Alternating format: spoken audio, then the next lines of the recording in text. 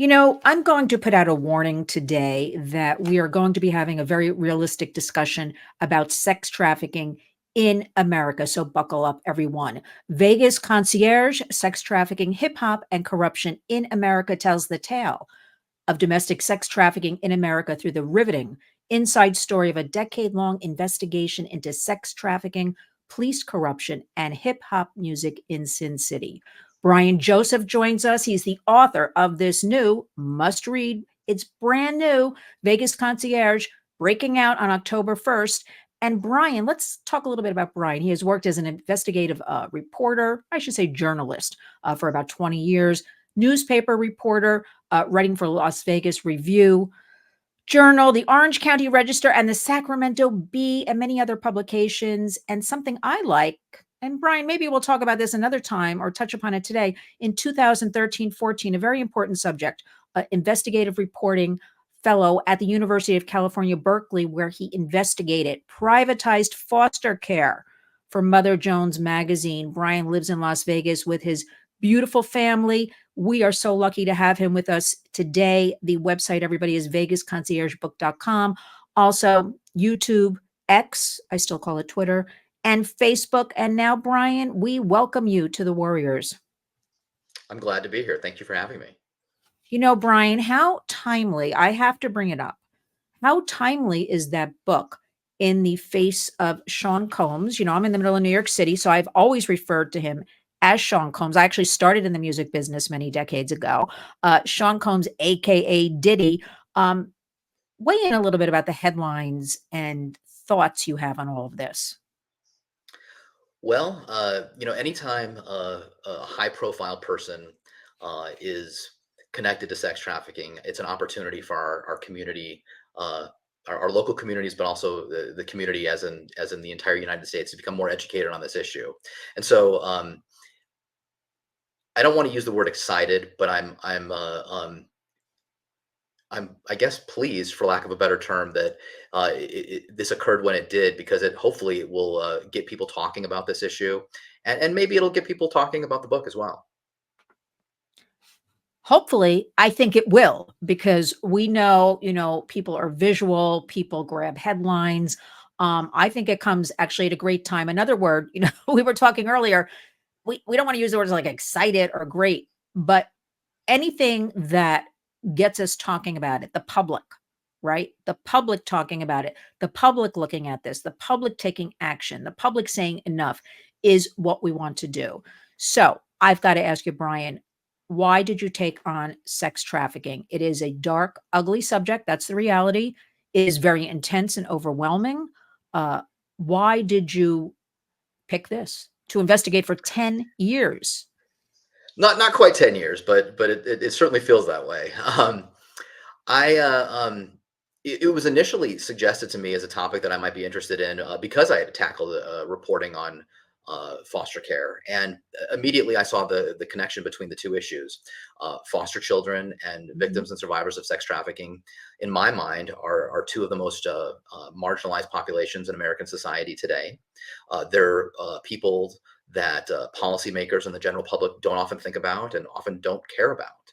And so I immediately, saw those connections and thought, well, I've been able to report on foster care, and that was, meaningful to me. Perhaps I could also report on victims and survivors of domestic sex trafficking, and perhaps that would be meaningful as well. And as I got deeper and deeper into this research, that's exactly what happened. It was incredibly moving, incredibly.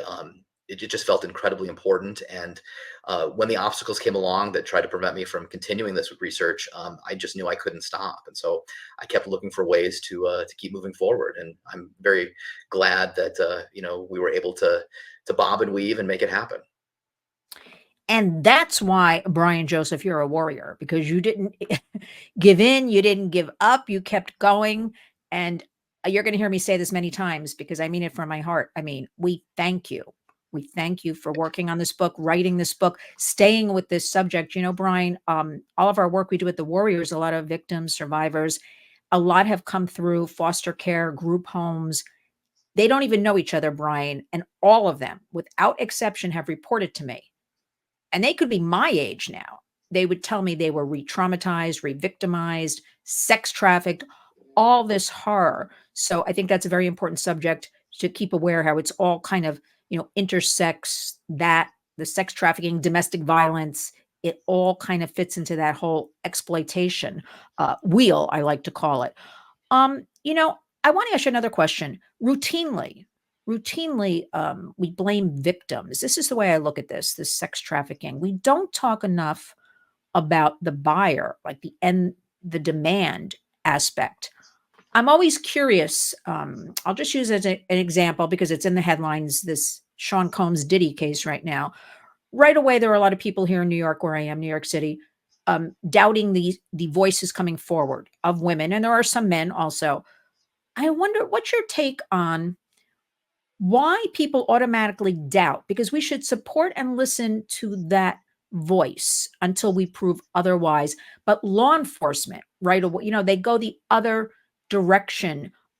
Nobody's looking at the buyers of all of this. And we, of course, at the Warriors promote equality, the equality model. What do you have to say about all of this? Because I can never quite figure out why they automatically always are doubting this victim of sex trafficking. I've struggled with that question as well. And I don't have I wish I had a great answer for you for that, because it is very troubling that we do exist in a society where victims of something as horrific as sex trafficking can be doubted as much as they are. I think the best that I've been able to sort of drill down into it in my own head is that we in American society, and maybe human culture in general, are very twisted up as it relates to issues of relationships, issues of sexuality, things of that nature. And I think we get very confused about what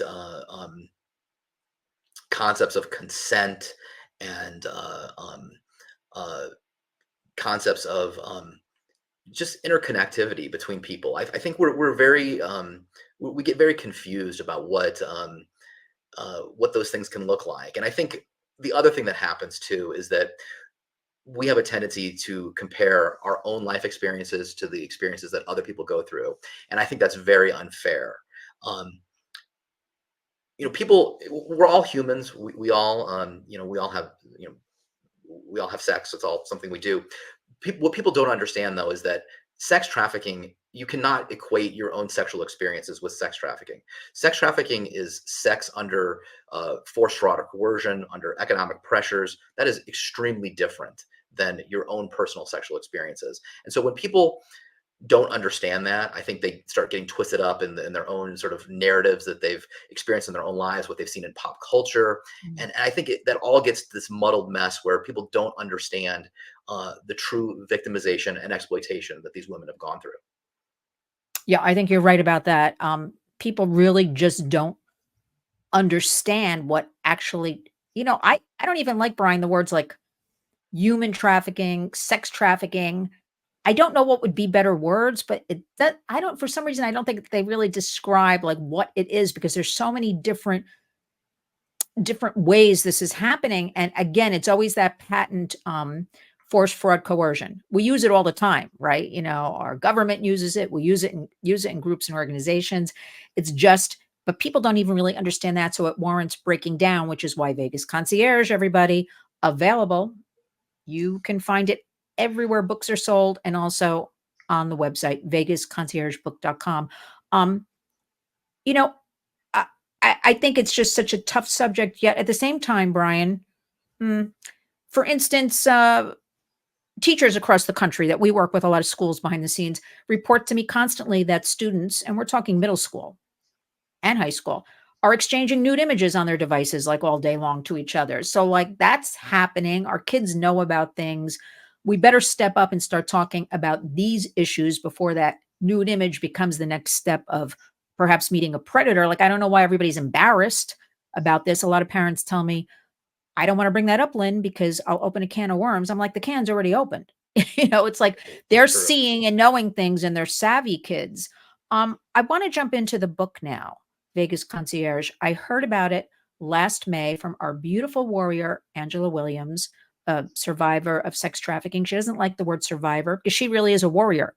And she started telling me about this book. And I'll use the word excited, which is a bad word actually to use with all this, but I was thrilled when she explained to me what this would really be about. And also, Brian, that there was so much research that went into this. Research, because we always want to be based like on facts and truths and research. So um I let's start just talking about the book. So you researched and used public and private records as well as firsthand accounts. Just jump in with how this all came about, kind of thing. Well, I had started researching domestic sex trafficking when I was a reporter for the Las Vegas Review Journal, and my my time with them ended in 2019, but I continued to wanted to do that research, and I had developed a source, a retired police sergeant who was an expert, is an expert in sex trafficking, and we had continued to stay in touch after my departure from the newspaper. And in late 2019, there was a settlement, or yeah, I guess a settlement is the right way to use, right term to use in an ongoing sex trafficking investigation that he was had been following, and who he and I had been talking about casually for quite some time. And he had came to me and said, you know, I would really, I'm really disturbed about how this case unfolded. I'd be willing to tell you the inside story about how this happened. And that was really the beginning of the of researching specifically this book. And the only difficulty with that book, or with that concept, was in order to tell the story completely, we needed to find a survivor that was willing to talk with us. And just a short while after having that initial conversation with this police sergeant, I realized I did know a survivor who was connected to this case, and that was Angela. And really, this book couldn't have happened without Angela's participation. I mean, the book would never have had the realism or the power without her courageous willingness to stand up and speak her mind. Yeah, I'm glad you pointed that out, Brian, because when I give a speech or something, people will, the first question is usually, "Oh, Lynn, why are you doing this? Have you been sex trafficked?" And I'm like, "No, I've never been." So we cannot do our jobs, Brian, without the voice of an Angela type of thing who resonates with the public, who has lived this. Um, we have to support that survivor voice, and we have to listen to survivors. So I'm so happy that you put the focus on that, because I think it's really lacking in society. We talk about it a lot, and she's just a wonderful warrior, and God bless her. She's a beautiful person, and she's helping with a lot in this space. I want to ask you, we've got to get into it. What about pushback? What about safety? These pimps and traffickers are vile, and we are very pro law enforcement here at the Warriors. We work with a lot of law enforcement, Homeland Security, DEA, but I got to say, there can be pushback also from law enforcement. But you had your source. But how did that go overall? Because again, even here in New York, I hear a lot of let it sit, Lynn. Don't go any deeper. Just let it be. That's a great question, you know, I'm still waiting to see what kind of pushback exactly I'll get. I think it's fair to say that Vegas Concierge will upset a number of people, and a number of different people in different industries and in different walks of life. Um, that is, you know, I don't know that anyone looks forward to such things, but I felt strongly enough that this was an issue that needed attention, that I was willing to um, allow myself to paint a target on my back, and wait to see what happens. Yeah. Remember, you only take flack when you're over the target. I'll leave that one for another program, but that's good. So far, I'm happy that, you're left alone. I'm happy you have a publisher that wants to put forth, the information about all of this. Um, Let me ask you, what should we be doing with law enforcement? Obviously, training and resources going into sex trafficking. How do you see all of that? Because we deal with judges here in New York and across the country, they just don't even know, Brian, like the legal system, what to do. We don't have the laws in place. But the biggest thing is we don't have housing. We don't have places to put people. I can't tell you the amount of judges that have told me here in New York, uh, Lynn, it was, a 16-year-old, but there's nowhere for her to go. I had to put her in the foster, in the group home, which I know is not right. I've nothing, I don't have anything else I can do for her. What are you seeing and hearing about that? Anything on your end? Because to me, that is the biggest lacking. I know there are groups educating law enforcement and out there and charging all kinds of dollars to do it, but like, what is going on? It's such an easy solution. Get people in there to train immediately and give more resources. But what are you hearing? Well, I mean, I think you've hit the nail on the head in terms of why we felt it was so important to do this book, because I totally agree with you. There is just a huge swath of our society that does not understand this issue in any sort of nuance or with any of its texture, and that's what we're trying to do with Vegas Concierge, is really educate people uh, uh, at a an authentic level of what this scourge on our society really looks like, and I think that's really where it starts. If people can begin to understand, whether they be business owners, nurses, judges, police officers, if people can begin to understand what domestic sex trafficking really is in our society, then we can begin to address it. I think that's where it really has to start. I mean, I think there's still so much confusion over what this issue is, what this dynamic is. There's so much misinformation in pop culture, in the news media about this, that people, are confused and don't really understand what domestic sex trafficking really is, really looks like, and what the victims and survivors go through. And so I think first we need to get people to understand, and then once people understand, I mean, my hope would be that anyone with an ounce of humanity would realize this is a serious issue. We need to have compassion and empathy for these victims and survivors, and then we can begin to start taking action. But I think it really starts with that education piece, because there's just so much misinformation out there. I was just watching, I think it was The Equalizer the other day with Denzel Washington, and the way they portray, sex trafficking in that movie is not what it is in real life. And I don't think people quite understand that.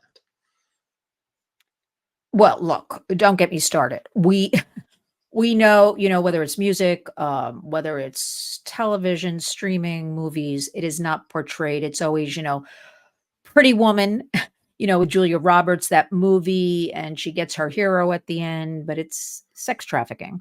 Um, it's also, Taken with Liam Neeson, that kind of thing. Victims also themselves do not recognize, most of them actually, that they are being sex trafficked, right? These are vulnerable people to start with. They don't even understand the indicators. So I'm always giving out, we at the Warriors, what do you do if you think, just as a person, you're in an airport, a mall, the local, pharmacy, you think you see somebody? It's very important people know, because I can't tell you, Brian, so many people would say to me, I saw something 10 years ago. Now I know that was sex trafficking. I didn't do anything. So I'm always like, you call 911, you take these immediate steps, you don't approach the person, you don't. We also say, which I learned from Angela Williams, emergency rooms are open 24 hours a day. You can bring somebody there, you can urge them to go there. That's a safe space, perhaps, for them. But let me ask you, why, how can I phrase this? Um, Will this become a movie, Vegas Concierge? It needs, my mind's going in different directions here. It needs to be a movie, because I'll tell you why. I bring up, we had Sound of Freedom. Remember that? We had that movie break a year ago in the summertime.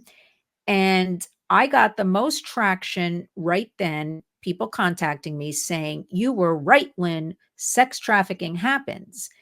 Now, I'm not here to judge Sound of Freedom. I am here to say anything that gets people talking or waking up, I'm all for. And I'll leave it at that. I always want to speak about, in America, in our own backyard, sex trafficking happening, the house next door, perhaps in your own home, because we have kids going to school that are being sex trafficked by their boyfriend in high school, but they sleep in their own bed at night. Um, Absolutely. so how, Brian, how are we going to get this made into a movie? Is there talk of that? Because we need to really focus on this domestic sex trafficking. Well, I do have, it's still weird for me to say this. I do have Hollywood representation Oh, that is I didn't know attempting that. to Okay. that is attempting to see if there's interest in Hollywood in this. I don't know that world. That's uh, Okay, good though. completely beyond my pay grade. But yes, that is being discussed and that is being explored. I have no idea, where that'll go, or if that'll go anywhere. But it's certainly, I guess, yeah, I guess it's fair to say it's being talked about. I don't know.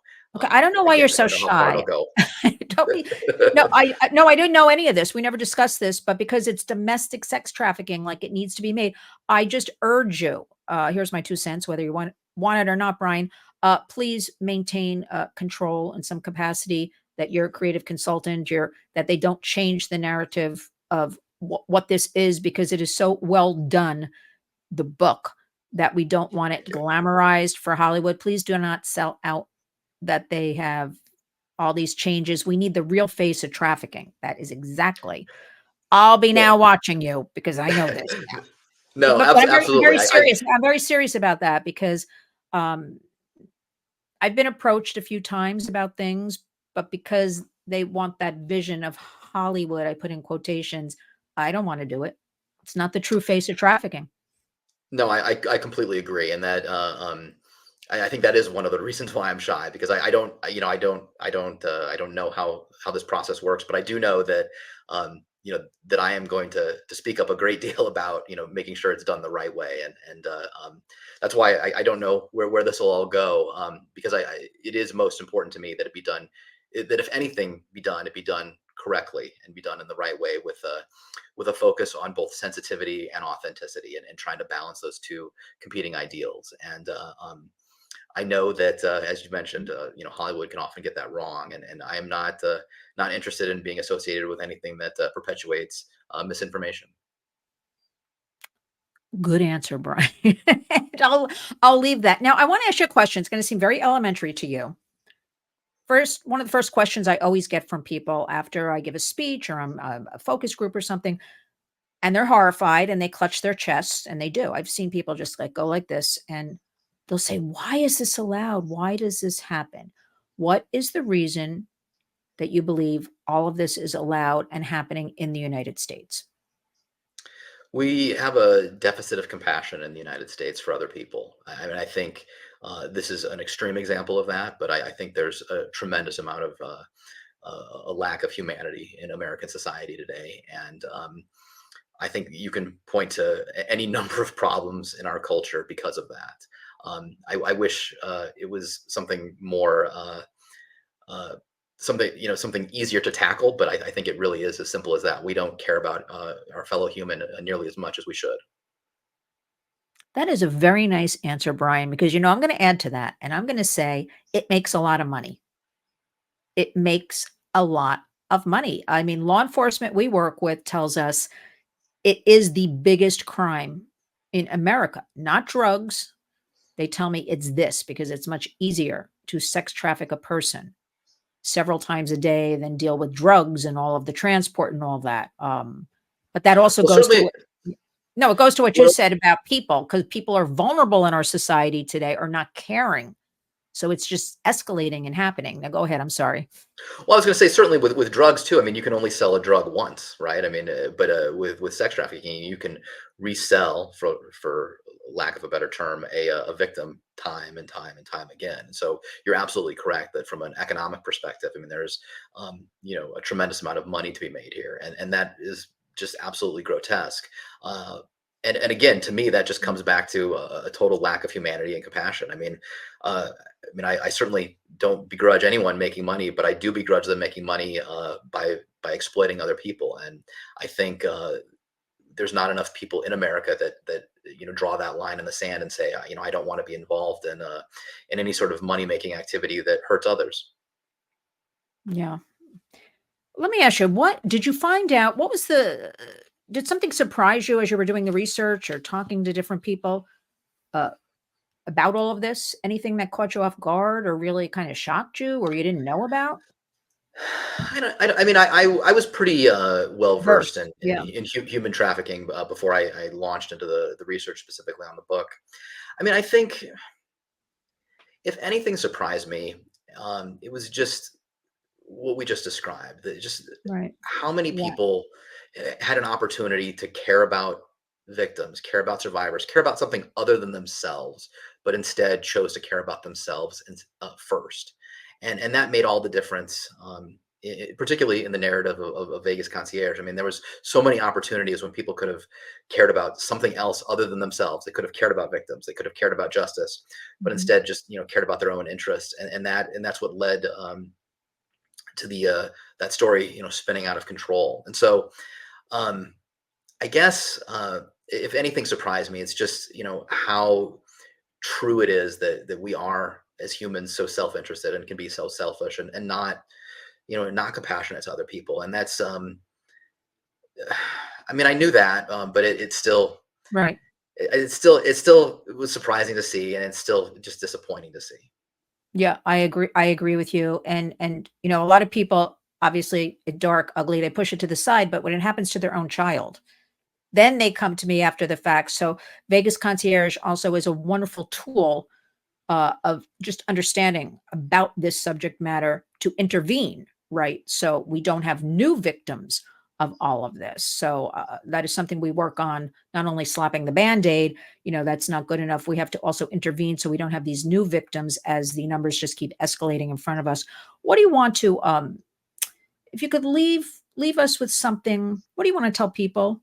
Or maybe I'm going to say to you, let me rephrase that. What do you want to tell some young people who will be listening to this about all of this? Because if it seems too good to be true, entertainment, music, you're going to hang out at parties, we're going to fly you to Vegas, or we're going to buy you clothes and jewelry and pocketbooks, or phrase it for young people, because I want them to understand when it sounds too good, it is too good. It's not happening. Would you agree with that? Oh, absolutely, absolutely. Sex trafficking and sex traffickers are the quintessential snake oil salesman. They are they are hustlers that are selling dreams that are only going to hurt you. Um, I think what I would tell young people is that you are enough as you are right now, and to not look externally for validation or for um, uh, or for wealth or anything like that. Develop your own spirit. Um, grow your own internal world, and recognize that you yourself are enough and that you don't need uh, flashy things or the uh, the the hollow support of an exploiter, but you need genuine relationships with people who genuinely care about you, and that there's far more to life than money and fame, and that humanity and compassion are what's most important in life, and your own happiness is very important as well. I think what always maybe not surprised me, but what always struck me is whenever I would talk to a survivor, is they would inevitably tell me in the course of their story that they sort of reached a point where they realized how unhappy they were. And I think it's important that people recognize within themselves that, you Yeah. know, gosh, I am unhappy, and the things I'm doing aren't making me happy. I think when you have those moments, you should listen to that and use that as an opportunity to make a change. And I would just urge young people to trust their own instincts and intuition, to trust their own spirit, and to listen to that little voice inside when it tells them, this doesn't seem right, or this doesn't feel right, or I'm not happy. That is a signal to change and to take a different direction. And I'm also throwing into that on the website, vegasconciergebook.com, you have a resource tab. So for different states and different places, people can reach out. Um, Even if they're a minor, they can still reach out and get some direction from somebody at that place. So we don't want anybody to think, you can't call if you're under 18, and certainly if you're over 18, which is a wonderful resource tab. I went through it, and we commend you for that, because that's the thing. We need people to know there is help, or they can turn somewhere and be directed to help in their area. I'm just going to leave it at that. How can the public? I was going to say something, and then I'm like, no, I'm not going to say that. But it's in the immediacy when somebody needs help. If a teen girl feels trapped, or even a young woman or young man, we don't talk enough about the teen boys and young men caught up in this. That's a whole nother chapter. Um, but it's immediacy. They have to have the steps right then and there, and sometimes hotline numbers don't work right away or something like that. You have to know what to do. 911, everybody. Um, but also, how can the public help you? Obviously, we want to buy the book. We want to support with the book, empower you with that. Do you have any other ideas how they can help you with all of this wonderful information you have put forth in the book, Vegas Concierge? Well, I really hope that we can start talking about this in a real candid way. I mean, that's Mhm. more than anything else. I'm hoping that the book sparks some real serious discussions, both at the policy level, but also at the grassroots family level. I mean, this is an issue that has been in the shadows for far too long, Yes. and as a result of that, there's so much misinformation, but then it's allowed to fester as well.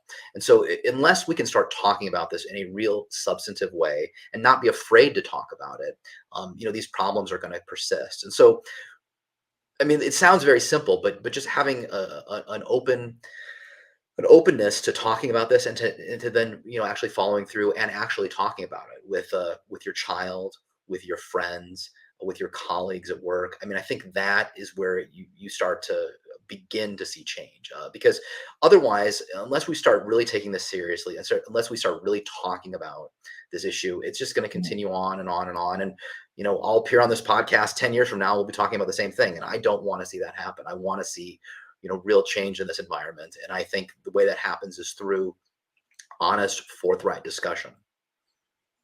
I couldn't agree more, because it may sound simple to you and me, Brian, but it's absolutely open and honest communication with each other. Our hashtag is community creates change at the Warriors. That is what we want in the home and in your community. Just start it there, open and honest, because again, young people, kids, they're learning everything online anyway. They have access to 4 different devices, the Chromebooks and their phones and the gaming and all that. They're seeing and hearing, right? So let us be the leaders with all of this, to, again, not just keep slapping on, we know it's all bad, right? This is something we preach at the Warriors. But your book is real. It's reality. It's what's happening. Actually, Brian, I think you should come to Washington with me, and we'll get some. We'll deliver these copies. We'll walk around and give them to all these, our representatives that work for us. It's our taxes, because I'm constantly saying we need the reality of sex trafficking. We know it's bad. Let's stop talking about it's bad. We know it.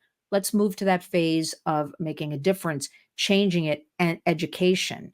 And it starts with the public. So you have got exactly, and I know you know this with your years of research. Finish us up. What did we not cover? You want everybody to know some final words for everybody? I mean, my final words are something that probably um, all of your listeners will know, and certainly something that you know. But I think the most important takeaway from all of this is that people involved in sex trafficking, they are truly victims, and we need to think about, we need to understand that. Too much of the time, pop culture, um, just general discussions, treat them as throwaway people, treat them as immoral women. That is just simply not true, and we need to understand at a very visceral, emotional level that these people are victimized and have been exploited. And I understand that many survivors don't like the term victim, and I absolutely respect that. But I use the term victim a lot in the book because I want to hit home the fact that we as a society do not recognize victims and survivors as actual victims. And so, to me, that is just the most important message that needs to be hit over and over and over again. It took a long time in American society for us to understand that what domestic violence was, and that Yes. a battered woman was indeed a victim. It took us a long time to understand that an addict of fentanyl was a victim. It's the same trajectory that we have here with sex trafficking victims. We need to understand as a society that these people have been exploited and hurt, and that they deserve our compassion and help, not our scorn. No, they are absolutely victims. I mean, we honor whatever that survivor wants, when we're talking to them, whatever, but they're absolutely victims, as you pointed out. One thing before I let you go is I'm happy. You use the term throwaway. I want to just share with you. I'm glad you said that actually, because my very first meeting, one of my first meetings about 5.5 years ago in Washington, very well-known organization. I will not name any names. When I had a meeting with them and they invited me, and when they were going over, I was asking them some facts. I don't know what I know today, right? And I'm just saying, is this true? Is that true? And Brian, the person looked at me. I was like in shock from some of these facts about sex trafficking of children in America. And he said, we work on the most egregious cases, 0 to 2. And I'm like, well, what about the above 2? And the person said to me, well, a lot of them are throwaway kids. And I was shocked. And that empowered me to officially form like a nonprofit, because it was before I actually did all that. I was just fascinated and I couldn't believe this was happening in America, and people all over. I couldn't take it. I became like this nun who got a calling. I just couldn't believe this, and as a mother and all that. And when this person used that term, I'm like, no, we're gonna change this up, about all of this. And that is one of the problems. Nobody is a throwaway anything. People come, as you've pointed out, very vulnerable situations, Oh, right? Also, we have mental absolutely. health, a lot of mental health problems. We have to be, as you pointed out, compassionate for these people and come together. And I believe in 2024, everybody can and must do something, whatever, little or big. Everybody can. And the first step, warriors out there, is sharing this interview, obviously. Discussion, chat, I like to call it. I don't like the word interview. I don't know why, Brian, but discussion, little chit chat. And buying the book and educating yourself and buying a copy for a friend or a family member as we go into the holiday season. Brian, I have no shame. Books are a wonderful gift. Enough with the devices and all that stuff.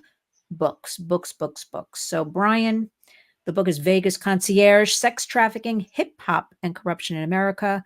It is our Warriors Book of the Month for October. We're going to be promoting it. We're going to be blasting out our newsletter in a couple of days. It's going to have everything about the book, where they can purchase it. Again, you're on YouTube. Brian, I want you to build that up. You got the X, you got the Twitter, you got the Facebook, you got it all going on. The public must support Vegas Concierge. I can't thank you enough for joining me today and taking the time. I want to remind everybody, no one is exempt from any of this. It is happening in every community.